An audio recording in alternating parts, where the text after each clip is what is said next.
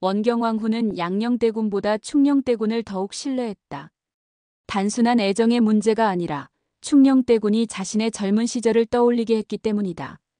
개경이 좁다고 여겼던 원경왕후와 달리 충녕대군은 한양을 보며 넓다고 말했다. 서로 다른 시선이었지만 그는 공간의 크기보다 본질을 보는 사려 깊은 인물이었다. 충녕대군의 친형인 양녕대군은 자신이 장자라는 이유만으로 왕위를 당연하게 여겼다. 그는 왕의 책무보다는 사냥과 유흥을 즐기는 데 몰두했다.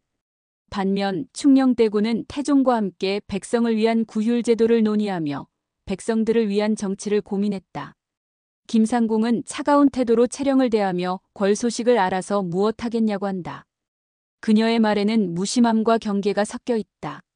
채령은 흔들리지 않고 상에게 약초를 전달했는지 묻는다.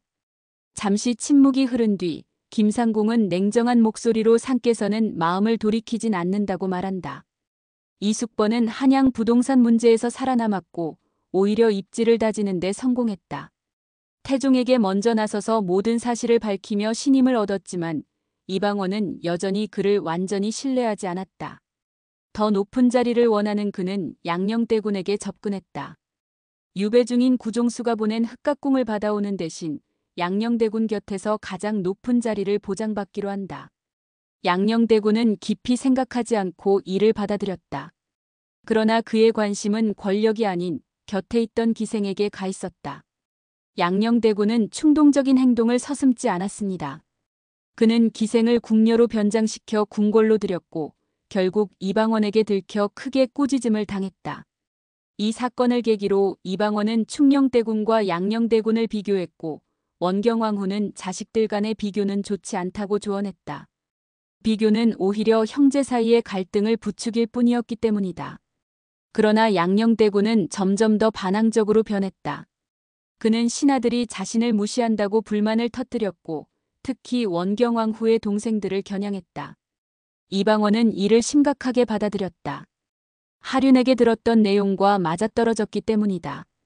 방원은 과거 자신이 겪었던 형제 간의 피바람을 다시 보고 싶지 않았다.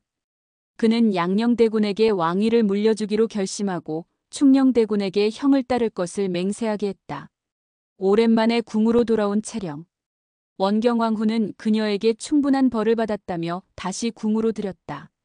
원경왕후는 그녀를 바라보며 조용히 당부한다. 한 왕자의 어미로서 자신의 위치를 잊지 말라는 뜻이었다. 그 말에는 경고이자 책임을 일깨우는 의미가 담겨 있었다. 채령은 그 뜻을 곱씹으며 고개를 숙인다. 이숙번은 민씨 일가를 제거하기 위해 교화댁을 이용한다. 과거 영실이 임신했을 때 민씨 일가가 그녀를 한겨울 빙판 위에 버렸다고 거짓 고발하며 왕의 자손 탄생을 방해했다고 몰아간다. 이 계략으로 교화댁은 목숨을 잃고 무휼과 무회도 고문 끝에 처형된다. 이방원은 직접 처형을 명했지만 아내의 동생들을 죽인 것에 대한 괴로움은 쉽게 사라지지 않는다. 그는 무거운 발걸음으로 돌아서며 깊은 침묵에 빠진다. 형제들의 죽음을 목격한 원경왕후는 이방원에게 분개한다. 하륜은 양녕대군을 지키기 위한 불가피한 선택이었다고 하지만 원경왕후에게는 단순한 정치적 희생이 아니었다. 그녀는 이방원의 욕망을 실현시킨 대가로 사랑하는 가족을 모두 잃었다. 채령은 이숙번이 양녕대군에게 흑각궁을 바칠 계획을 알린다. 이는 유배된 신하에게 뇌물을 받는 중대한 죄였다. 원경왕후는 이를 이용해 이방원에게 양녕대군과 이숙번을 처벌하게 만든다. 양녕대군은 흑각궁을 받고 기뻐하며 이숙번에게 골룡포까지 입히며 충성을 요구하지만 그 순간 이방원이 등장한다. 그는 오랜 시간 원경왕후를 괴롭히고 권력을 탐했던 이숙번에게 최후를 선고한다. 이숙번이 사라졌음에도 이방원은 여전히 양녕대군을 왕위에 올려야 한다는 생각을 버리지 않는다.